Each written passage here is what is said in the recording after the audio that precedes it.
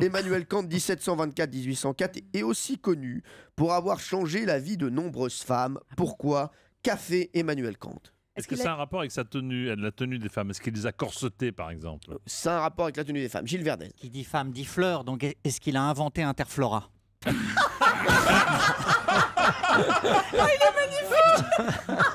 N'importe quoi. Non, c'est très joli. C'est quand même un beau cerveau. Ah, c'est vachement bien. Mais c'est très drôle ce qu'il dit. C'est très drôle. ouais. Bravo, Il est Gilles. fort. Ça n'est pas la bonne réponse, mais Il bravo. mériterait un point. Ou quand même pas. Géraldine. Alors, il a écrit la critique de la raison pure, Oui, et il a je écrit la critique de la raison pratique. Et dans la critique de la raison pratique, il s'adressait aux femmes.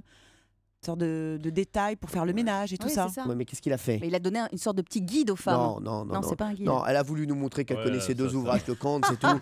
On connaît, hein, voilà, c'est bon, Géraldine Moyeux-Soupe. Ah, Marc Menant, vous allez voir, il va être encore complètement à côté. Ah, vous voulez une anecdote tout de suite, c'est ça? Ah non, on veut rien. Ah bon, bah non, alors je vous pose une question pour jouer. Allez-y, allez-y. Est-ce que c'est lié à son rôle d'enseignant? Il me parle dans le casque, là. Il est complètement con. Non, mais...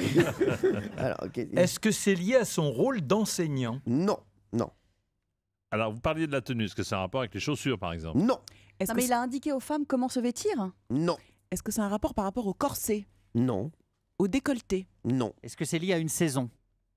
Laquelle? Été, par exemple? Non. Printemps. Allez-y. Hiver? Non, L'automne? non. Le printemps. Non, ça n'a rien à voir avec les saisons. Ah, voilà. J'avais juste envie de vous donner les quatre saisons. Voilà. Merde, et ils étaient tout contents de dire printemps. Ah ouais. Heureusement qu'il y en a que 4. Allez. C'est un Géraldine. rapport avec la longueur des cheveux des femmes? Non. Est-ce qu'il a inventé le faux cul? Le faux cul. Non, Faux le cul, vous savez, Ouais. dans les robes, il y avait les faux culs. Et dans le faux. Il y a les vrais cons et les faux culs. Ah oui. Et dans le Foucault, il y a un faux cul? Oui, exactement. Non, c'est pas Non, ça. il a inventé le Wonderbra. Le Wonderbra? Mhm. Non. Est-ce qu'il a inventé les escarpins? Non. Non, mais est-ce qu'il a écrit un texte qui est devenu un texte législatif et qui a obligé les femmes à faire des choses? Non, pas du tout. Est-ce que ça concourt à la libération des femmes? Non, non, non, non, pas vraiment. Non. Non. Est-ce que Gilles, c'est lié au parfum?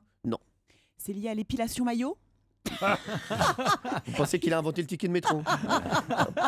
Il était contre le poil. Ah ouais, non, non, non, non. Mais c'est lié à la tenue alors. Oui, Ah, oui, voilà, mais c'est- c'est la tenue. Et C'est dans uniquement un la tenue. texte qu'il a écrit Non, quelque chose non. sur la tenue? Est-ce que c'est lié à la poitrine des femmes? Non, pas du tout. Emmanuel Kant, c'est un philosophe, mais il a fait quelque chose en plus qui a changé la vie de nombreuses femmes. Il a lancé une mode Ouh. vestimentaire pour les femmes. Il n'a pas lancé une mode, mais il a, ah oui, c'est... C'est de la Gilles. lingerie? Oui, Le string. Bah, le soutien-gorge. non, Le balconnet? non, La petite culotte. ouais. non, La culotte à Le mobilette tanga. arrière. non. Ah, les portes-jartelles. Il a inventé les portes-jartelles. Ah. Bravo, Géraldine Maillet. À quelle occasion, vu ses cours entre deux leçons de philosophie, qu'est-ce que c'était, non? Alors, à l'époque, les hommes comme les femmes portaient tous des bas. Et sauf qu'Emmanuel Kant ne supportait pas que ça lui serre la jambe et que ça lui coupe la circulation du sang. Du coup, c'est lui qui s'est dit le premier qu'il faudrait inventer un mécanisme capable de maintenir ses bas sans constituer un danger pour la santé. Et le porte-jartel est né.